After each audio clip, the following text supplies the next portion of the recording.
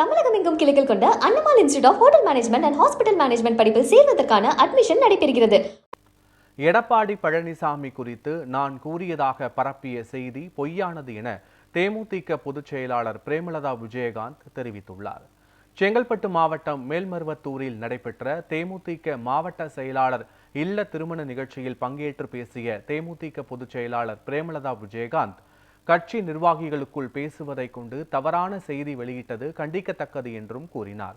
செய்தியாளர்களை எப்போதும் மதிக்கின்றோம் என்றும் தவறான செய்திகளை பரப்ப வேண்டாம் என்றும் அவர் கேட்டுக்கொண்டார்.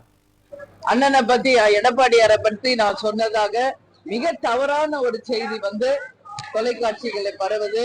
அது தவறான ஒரு விஷயம். எங்க கட்சி நிர்வாகிகள் ஆலோசனை கூட்டத்தில் நாங்கள் கலந்துரையாடுவோம். அப்ப அவங்க கேட்கிற கேள்விக்கு நான் பதில் சொல்றேன். அப்போ பேசப்பட்டதுதான். உடனே என்ன சொல்றீங்க, முதுகுல குத்திட்டாரு அப்படின்னு நான் சொன்னதாக முற்றிலும் ஒரு தவறான ஒரு விஷயத்த மக்களிடையே பரப்பின.